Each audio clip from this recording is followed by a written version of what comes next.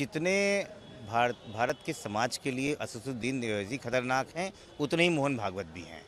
आप इस बात को समझने की कोशिश कीजिए। जब ओवैसी साहब सिर्फ मुसलमानों की बात करते हैं, तो कहीं ना कहीं वो मुसलमानों को एक भारत की बड़ी आबादी से अलग करने की कोशिश करते हैं। सिर्फ मुसलमान तो हिंदू क्या करेगा, तो अपोजिट हो जाता है। और वही काम भागवत जी करते हैं, वो हिंदू की बात करते हैं। यही काम तो योगी आदित्यनाथ भी कर रहे हैं।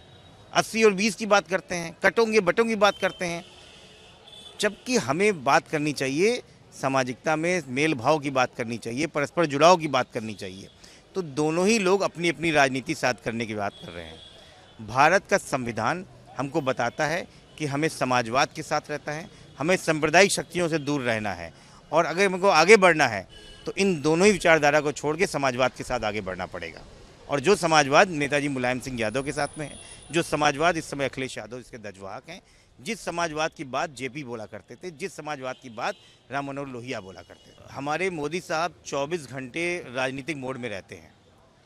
एक तरफ जब यूनाइटेड नेशन में बात होती है तो वो फ़िलिस्तीन का सपोर्ट करते हैं, फ़िलिस्तीन के सपोर्ट में वो वोटिंग भी करके आता है भारत, और जब बाहर निकलते हैं तो उसकी अपोजिट पार्टी इजराइल में नेतन्याहू को तारीफ़ करते हैं।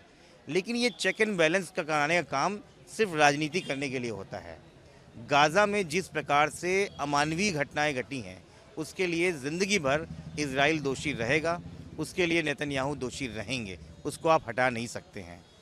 भारत ने हर समय गाज़ा की मान्यता दी है, और आज से नहीं, विगत कई वर्षों से हमारी विदेश नीति इस पर कायम रही है।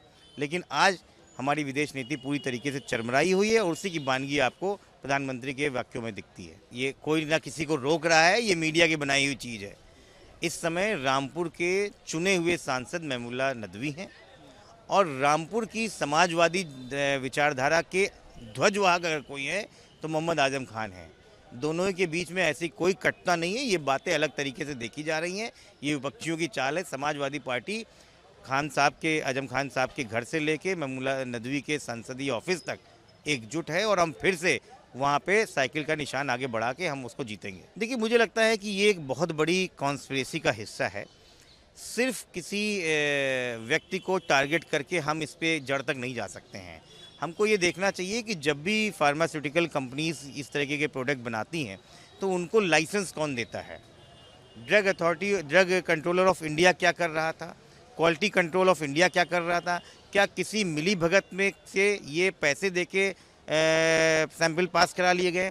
तो एक बड़ी चेन है। आज कफ सिरप है, कल एंटीबायोटिक्स हो सकती हैं, कल कैंसर की दवाई हो सकती हैं, हार्ट की दवाई भी हो सकती हैं। तो हमको इसकी तह तक समझना चाहिए। एक व्यक्ति को बलि का बकरा बना के हम इसकी तह पे नहीं पहुंच सकते हैं, नहीं, और हम हटा भी नहीं सकते हैं। 140 करोड़ की जनता ने वोट दिया, तभी मोदी साहब प्रधानमंत्री बने हैं। अब आप कैसे हटा सकते हैं? या तो वो चुनाव आपका गड़बड़ था, या तो ये चुनाव गड़बड़ है। SIR के नाम पे इलेक्शन कमीशन ऑफ इंडिया अगर भारतीय जनता पार्टी की भाषा बोलती है तो ये खतरनाक है, और उसकी लड़ाई हमने संवैधानिक तरीके से और सुप्रीम कोर्ट तक लड़ी है। आधार कार्ड को वैलिड ID प्रूफ बनाया है, तो ये इंडिया अलायंस की मेहनत है। तो किसी को डरने की ज़रूरत नहीं है। ये देश सबका है, और हम सब मिल के इस देश को आगे बढ़ाएंगे।